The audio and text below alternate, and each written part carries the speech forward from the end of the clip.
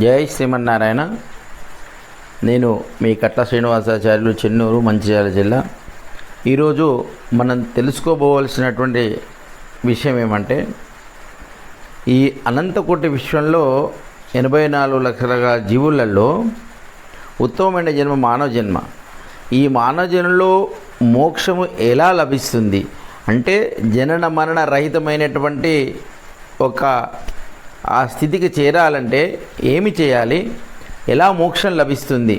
ఒక విత్తనాన్ని ఎన్నిసార్లు నాటినా కానీ ఆ విత్తనం మొలుస్తూనే ఉంటుంది. ఆ విత్తనం మొలవద్దు అంటే ఎలా అంటే, ఒక పెన్నెల్లో కానీ దీంట్లో వేయిస్తే ఆ విత్తనం మొలవదు. అలాగే ఈ జీవిని కూడా వేయించాలి.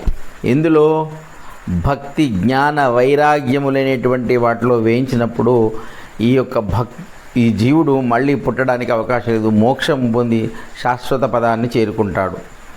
లేదు అంటే ఇదంతా మాకు ఈ ఉత్తమమైన జన్మ మానవ జన్మ, ఈ జన్మలెత్తిన మానవ అని దేవుడు మనకు ఈ చక్కటి జన్మనిచ్చినప్పుడు మనం మానకుండా అదే జన్మ మరణ చక్రంలో తిరుగుదామనుకుంటే అది వారి వారి ఇష్టం. కానీ ఈ సదావకాశాన్ని వినియోగించుకోకుండా మనము దుర్గతిని ఇంత పైకి ఎక్కినాక ఒక తప్పు చేస్తే కింద పడిపోతాం. అలా మళ్ళీ మొదటి నుంచి ఎక్కాలి. మళ్ళీ కుక్క, నక్క, జన్మ, పంది, చీమ, పురుగు, పుట్ర అన్నీ పుట్టి మళ్ళీ మానవ జన్మకు రావాల్సి ఉంటుంది. అలా కాకుండా ఉత్తమమైన జన్మ ఎత్తాలంటే, మళ్ళీ మనం పుట్టకుండా ఉండాలంటే ఏమి చేయాలి? మనకు ప్రకృతిలో ప్రతి ఒక్కటి కూడా మనకు సూచిస్తుంటారు. ఏమి, ఒక చినుకు ఎక్కడో సముద్రంలో ఉన్నటువంటి వర్షము నీరును ఆ మేఘాల ఆవిరి రూపంలో, ఆవిరి రూపంలో పైకి తీసుకెళ్ళిపోతాయి. పోయిన తర్వాత అవి అక్కడ ఉండకుండా మళ్ళీ సముద్రంలోకి తీసుకుపోయినటువంటి ఆ సూర్యభగవానుడు ఆవిరి రూపంలో మళ్ళీ సముద్రంలో వేస్తే వ్యర్థమవుతాయి ఆ నీరంతా. అలా కాకుండా భూమి మీద ఆ వర్ష రూపంలో పడేస్తూ ఉంటాడు.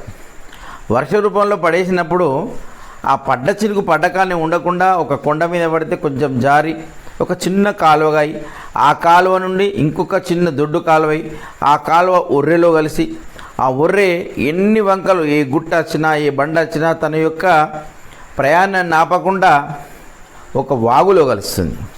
ఈ వంకలన్నీ వాగులో కలుస్తాయి.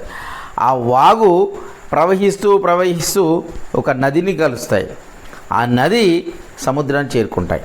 అంటే చూడండి, ఆ చినుకుకి ఎంత తపన ఉంది. నేను ఎక్కడి నుంచి వచ్చాను, అక్కడికి వెళ్ళే వరకు నా పయనం ఆగకూడదు అని ఎన్ని మలుపులు, ఎన్ని కిలోమీటర్లు, ఎన్ని రాళ్ళు, రప్పలు, గుట్టలైనా దాటుకుంటూ మళ్ళీ సముద్రం నుంచి వెళ్ళిపోయినటువంటి ఆ చినుకు మళ్ళీ సముద్రాన్ని చేరడానికి ప్రయత్నం చేస్తుంది. అలాగే మనం కూడా భగవంతుని నుండి విసిరివేయబడ్డటువంటి మనం భగవంతుని చేరుకోవడానికి నవవిధ భక్తి మార్గాలు ఉన్నాయి. దాస్యం, సేవనం, కీర్తనం, శ్రవణం, దాస్యం, ఇలా రకరకాలుగా ఏదైనా. మనకు తిరుపతికి వెళ్ళాలంటే విమానం ద్వారా వెళ్ళొచ్చు, రైలు ద్వారా వెళ్ళొచ్చు, బస్సు ద్వారా వెళ్ళొచ్చు, కాలినడక ద్వారా వెళ్ళొచ్చు, సైకిల్, వాహనం, కారు ఏదైనా పెట్టుకుని వెళ్ళొచ్చు. కానీ గమ్యం మాత్రం ఇది తిరుమల వెంకటేశ్వర స్వామి అని ఎట్లయితే ఉంటుందో, మనం కూడా ఈ నవవిధ భక్తి మార్గాల్లో కానీ నీకు ఇష్టమైన కానీ చేరుకోవాల్సిన గమ్యం మాత్రం ఆ పరమాత్మని, ఆ శ్రీమన్నారాయణ్ణి చేరుకోవడానికి ఈ చినుకు మనకి ఎలా ఆదర్శం చూపెడుతుందో, ఒక పెద్దగా మండేటువంటి మంట ఉంటుంది. ఆ మంటలో చిన్న నిప్పురవ్వలకు కూడా ఆ మంటకు ఉండేటువంటి లక్షణాలే ఉంటాయి. కాల్చే గుణం, వేడినిచ్చే గుణం, కాంతినిచ్చే గుణం. ఇలా ఆ అగ్నితో ఉన్నంత సేపు వాటికి ఆ లక్షణాలు ఉంటాయి. గాలి వచ్చి దురదృష్టవశాత్తు ఎటో విసిరివేయబడ్డ వల్లే కాసేపటికి అవి కాసేపు వెలిగి తర్వాత మలిగిపోతాయి. వెలిగినంతసేపు అగ్ని, వెలిగిన తర్వాత బొగ్గుగా మారిపోతాయి. ఆ బొగ్గుకు చూస్తే వ్యత్యాసం, అగ్గి వేరు, బొగ్గు వేరు. ఇక ఆ బొగ్గును ఎన్ని విధాలుగా ప్రయత్నం చేసినా మళ్ళీ అది తెల్లగా, ఆ అగ్నిలాగా ఎర్రగనో తెల్లగనో కాలేదు. ఎన్ని ప్రయత్నాలు చేసినా. కానీ ఒకే ఒక్క ప్రయత్నం, మళ్ళీ అది వచ్చినటువంటి అగ్నిని చేరుకోవడమే. ఆ అగ్నిని చేరుకోవడం తప్ప వివిధ రకాలుగా ఎంత అరగదీసిన అడిగినా కానీ అది తెలుపు కాదు. అంటే అగ్ని నుండి విసిరివేయబడ్డటువంటి ఆ బొగ్గు మళ్ళీ అగ్నిని చేరితేనే మళ్ళీ దాన్ని తెల్లటి రూపం వస్తుంది, దాన్ని దివ్య రూపం వస్తుంది.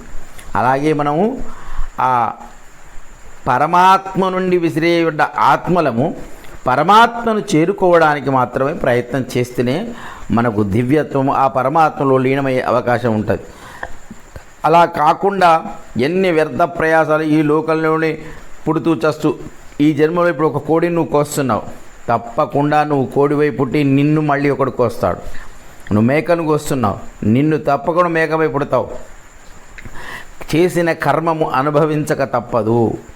దుష్కర్మలు చేస్తే దుష్ఫలితాలు, సత్కర్మలు చేస్తే సత్ఫలితాలు. ఎలాంటి కర్మను ఆచరిస్తే అలాంటి ఫలితాన్ని పొందుతావు. కాబట్టి దయచేసి మనుషులందరూ సత్కర్మలను చేస్తూ ఆ సత్కర్మల ఫలితాన్ని అనుభవించి శ్రీమన్నారాయణ ఆ పరమాత్మను చేరుకోవాలి. దానికి భక్తునికి భగవంతునికి అనుసంధానమైనది ఏదో అగరబత్తి అని చెప్తారు, అలా కాదు. భక్తునికి భగవంతునికి అనుసంధానమైనది ఆచార్యులు. ఒక ఆచార్యుడు మాత్రమే భగవంతుని చేరుకోవడానికి నీకు ఉపాయము ఉపేయము అన్నీ తానై నేను భక్తి మార్గంలో ముక్తి మార్గంలో చూపెడతాడు. కాబట్టి ఆశ్రయించకుండా ఆచార్యుని ఆశ్రయించకుండా ఏం చేసినా కానీ కలవదు. ఎందుకంటే ఉన్నది ఉన్నట్టుగా ఈ ప్రపంచంలో ఏది కూడా పనికిరాదు, ఏది కూడా స్వీకరణకు పనికిరాదు. ఇప్పుడు పుట్టిన మనం యోని జన్మ ద్వారా పుట్టాము. ఈ యోని ద్వారా వచ్చిన మనకు భగవంతుని చేరుకునే అర్హత ఉండదు. దానికి జ్ఞాన జన్మ కావాలి. ఉదాహరణకి ఒక మక్క ఎన్ని ఉంది, దాన్ని ఒలచకుండా పొట్ట తీయకుండా అలాగే తింటామా? తినలేము. ఒక అరటి పండు ఉంది, దాన్ని అలాగే తొక్క తీయకుండా తినగలమా? తినలేము. ఒక వరి ధాన్యం ఉంది, దాన్ని సంస్కారాలు చేయకుండా దాన్ని గిర్ని పట్టించడము, దంచడము, వండడము, కడగడము, వండడము, కూర దానికి ఏదో ఒకటి కలిపి ఇన్ని రకాల సంస్కరించింది అది భుజించడానికి అర్హత రాదు. ఏదిన్ని తీసుకున్నా అలాగే మనిషి కూడా పుట్టినోడు పుట్టినట్టుగా భగవంతుని చేరుకుంటా అంటే మాత్రం అర్హత లేదు. ఆచార్యుణ్ణి ఆశ్రయించినప్పుడు వారు మంత్రోపదేశం చేసి పంచ సంస్కారాలు చేస్తారు.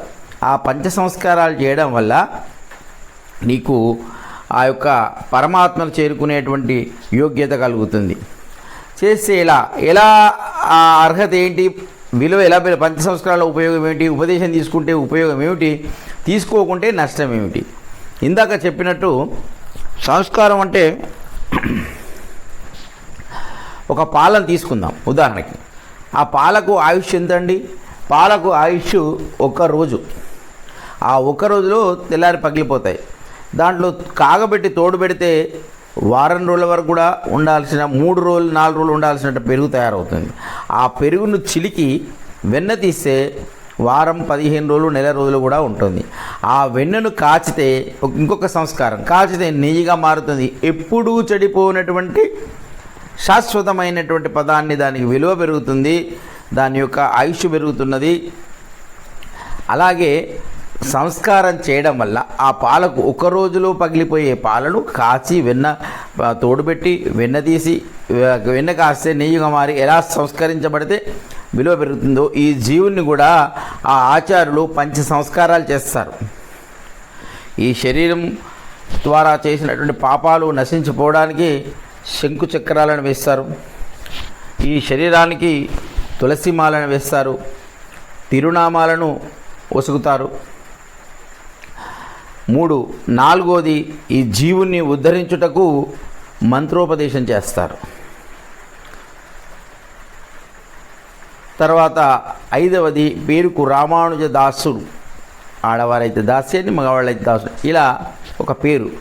ఈ జ్ఞానజన్మ అంటారు. ఆచార్యుని యొక్క సన్నిధిలో మన జ్ఞానజన్మ కలుగుతుంది. ఈ యోని జన్మ కలగడానికి తల్లిదండ్రులు ఎలా కారణమో ఆ జ్ఞానజన్మ కూడా మంత్రము తల్లి, గురువు తండ్రి. ఈ మంత్రము గురువు యొక్క కలయికతో వారి యొక్క అనుగ్రహంతో జ్ఞానజన్మ కలుగుతుంది. ఆ జ్ఞానజన్మ కలిగితే వాడిని ద్విజుడు అంటారు, దివిజేంద్రుడు అంటారు. అలా జ్ఞానజన్మ కలిగిన వారికి మనకు మోక్షాన్ని చేరుకునేటువంటి అవకాశం ఉంటుంది. యముడు కూడా ఎవరైతే మెడలో తులసీమాల ధరిస్తారో, తిరునామాలు ధరిస్తారో, శంఖచక్రాలు వేసుకుంటారో, వాళ్లకు ఈ నారాయణ మంత్రాన్ని జపిస్తూ ఉంటారో వాళ్ళ జోలికి పోవద్దని యమదూతలకు చెప్పాడు. యముడు కూడా విష్ణుమూర్తికి ప్రమాణం చేశాడు. కాబట్టి మీకు స్వర్గప్రాప్తి మోక్షప్రాప్తి కలవాలంటే తప్పకుండా ఆచార్యుల్ని ఆశ్రయించి ప్రతి ఒక్కరు కూడా ఉపదేశం తీసుకోవాలి. కాబట్టి మీకు నచ్చిన మార్గంలో గురువుపదేశం తీసుకున్న తర్వాత ఆచార్యులను ఆశ్రయించి తప్పకుండా ఈ మానవ జన్మ నుండి విడుదల. ఏ జన్మ ఎత్తినా కష్టాలు అనుభవించుడే. ఎంత ఉత్తమ జన్మ ఎత్తినా కానీ కష్టాలు, ఏ జన్మకు ఏ జీవికి ఉండాల్సిన కష్టం ఆ జన్మకు జీవికి ఉంటాయి. ఏ ప్రాణికి ఉండాల్సిన కష్టాలు ఆ ప్రాణికి ఉంటాయి. కాబట్టి సత్కర్మలనే ఆచరిస్తూ, ముళ్ళ చెట్టు పెడితే ముళ్ళు కాస్తాయి, పండ్ల చెట్టు పెడితే పండ్లు కాస్తాయి.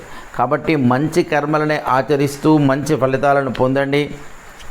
మరిన్ని ఉత్తమమైన విషయాలు చెప్పుటకు నా ఛానల్ను సబ్స్క్రైబ్ చేసుకోండి, లైక్ చేయండి. మీ యొక్క సూచనలు సలహాలు చెప్పుటకు కామెంట్ చేయండి. మరింత మందికి చేరవేసుటకు తప్పకుండా షేర్ చేయడం మర్చిపోకండి. జై శ్రీమన్నారాయణ.